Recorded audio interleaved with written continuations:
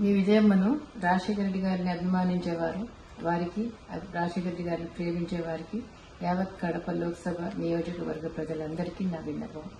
రాజశేఖర రెడ్డి గారిని ఏ విధంగా మీరు అభిమానించారు, ఏ విధంగా హక్కును తీర్చుకున్నారు, ఏ విధంగా నిలబెట్టుకున్నారు, ఆయన కూడా ఆయన ఊపిరి ఉన్నంత వరకు ప్రజాసేవలో మీకే అంకితమయ్యారు.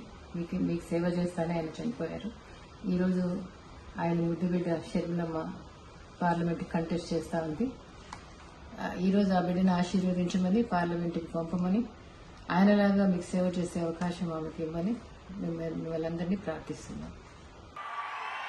ప్రతి అమ్మకు, ప్రతి చెల్లికి, ప్రతి అక్కకు మీ రాజశేఖర రెడ్డి బిడ్డ మీ షర్మిల శిరస్సు వంచి చేతులు జోడించి మనస్ఫూర్తిగా నమస్కరించుకుంటోంది.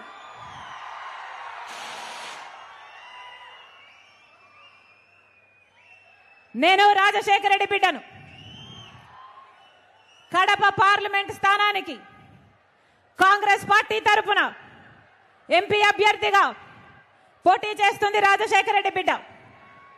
మీ అందరి ఆశీర్వాదంతో పాటు మీ ప్రేమను, మీ ఓటును, మీ అభిమానాన్ని మీ రాజశేఖర రెడ్డి బిడ్డ మీద ఉంచాలని శిరస్సు వంచి చేతులు జోడించి మనస్ఫూర్తిగా ప్రార్థిస్తుంది రాజశేఖర రెడ్డి బిడ్డ.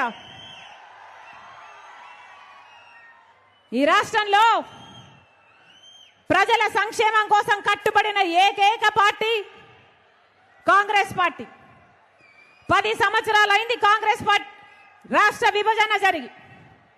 10 సంవత్సరాల రాష్ట్ర విభజన జరిగితే ఈ 10 సంవత్సరాలలో ఒక్కటంటే ఒక్క విభజన హామీ కూడా నెరవేర్చలేదు. ఇప్పుడున్న పాలక పక్షమైన ప్రతిపక్షమైన బీజేపీ పార్టీ అయినా, ఏ బీజేపీ పార్టీ అయితే 10 సంవత్సరాలుగా ఆంధ్ర రాష్ట్రానికి వెన్నుపోటు పొడుస్తూనే ఉందో అదే బీజేపీ పార్టీకి పొత్తు పెట్టుకున్నాడు చంద్రబాబు గారు. అదే బీజేపీ పార్టీతో తొత్తయ్యాడు జగన్మోహన్ రెడ్డి గారు. వాస్తవం కాదా? ప్రత్యేక హోదా వచ్చిందా? పోలవరం ప్రాజెక్ట్ వచ్చిందా? రాజధాని వచ్చిందా? కడప స్టీల్ ఫ్యాక్టరీ వచ్చిందా? మరి ఎందుకు పొత్తు పెట్టుకున్నాడు చంద్రబాబు గారు? మరి ఎందుకు తొత్తయ్యాడు జగన్మోహన్ రెడ్డి గారు? వాళ్ళ స్వప్రయోజనాల కోసం ఆంధ్ర రాష్ట్ర ప్రజల హక్కులు మొత్తము తాకట్టు పెట్టారు బీజేపీ పార్టీ. అందుకే చెప్తున్నాం, ఈసారి బుద్ధి చెప్పాల్సిన సమయం వచ్చింది. అంతేకాదు, జగన్మోహన్ రెడ్డి గారు ముఖ్యమంత్రిగా 5 సంవత్సరాలుగా ఉన్నారు. మరి 5 సంవత్సరాలలో ఇచ్చిన ఒక్క వాగ్దానమైనా నిలబెట్టుకున్నాడా జగన్మోహన్ రెడ్డి గారు? బీజేపీ పార్టీ మెడలు వంచి ప్రత్యేక హోదా తెస్తానన్నాడు జగన్మోహన్ రెడ్డి గారు. వచ్చిందా అన్నా? వచ్చిందా? రాజధాని వచ్చిందా? అందరికీ అన్ని ఉన్నాయే. హైదరాబాద్ ఉంది, చెన్నై ఉంది, బెంగళూరు ఉంది. మనకేముందన్నా? మనకేముంది? చేతిలో చిప్ ఉంది,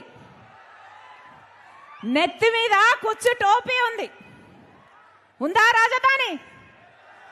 చంద్రబాబు గారేమో సింగపూర్ చేస్తానన్నాడు, జగన్మోహన్ రెడ్డి గారేమో 3 రాజధానీలు అన్నారు. తీరా చూస్తే మనకేముంది?